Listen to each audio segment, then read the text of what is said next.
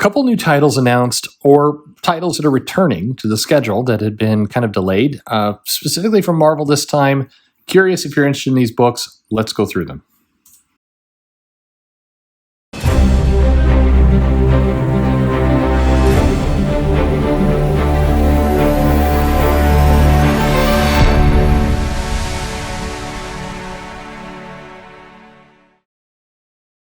Hey everybody, this is Perch. There's a couple new Marvel books coming out. By the way, I'm getting sick of the way that both reviewers and Marvel sometimes likes to refer to books as Claremont-esque. Like, this title is Claremont-esque. Hey, you know what would be an even better idea? Claremont. You're paying him. You could just have him write the books. You don't need to say this book is Claremont-esque. How about just this book is Claremont? Like, I'm just saying. It drives me crazy.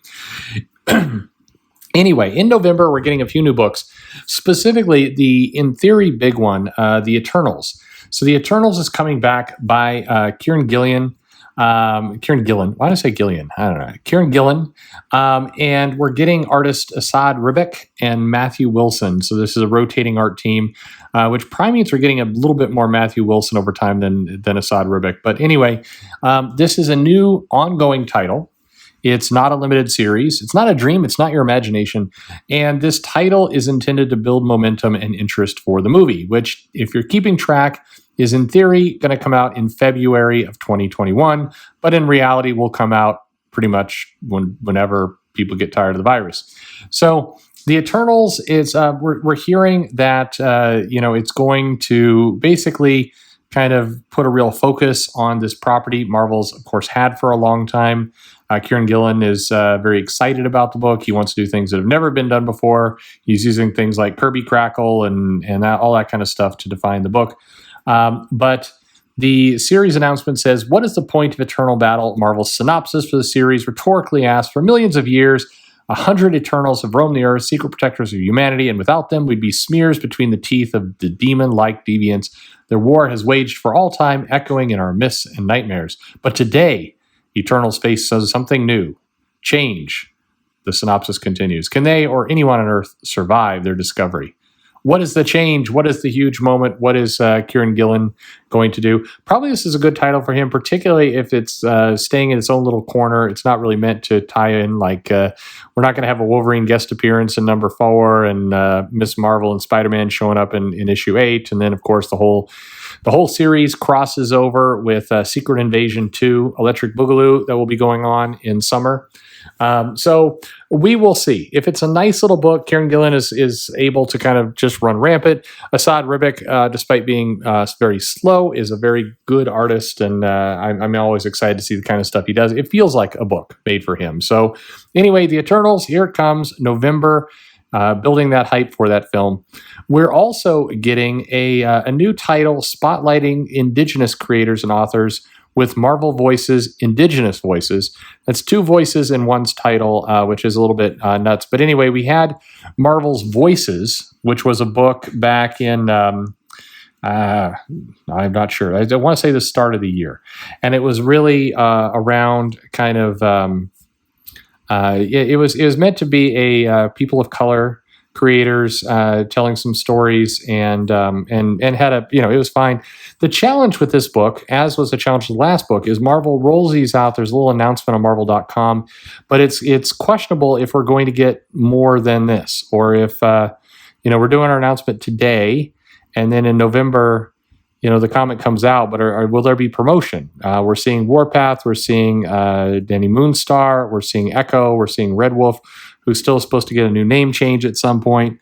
At any rate, it's a cool enough idea. I think we're getting some Native American writers and artists on this, and I think Native American art can be extremely distinctive, good storytelling, and so I'm interested to see it get a higher profile. That's the good news.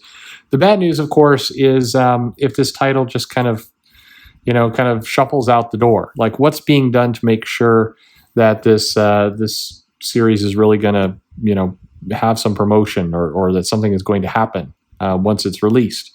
They make a big deal in kind of the announcement of somebody from the Whitefish Lake First Nation tribe, the There's just a bunch of Blackfeet Nation tribe. There's a bunch of interesting creators, and I think, frankly, the people, big publishers are not even scratching the surface of the kind of talent that's actually out there. But it's got to be done. Maybe I don't know.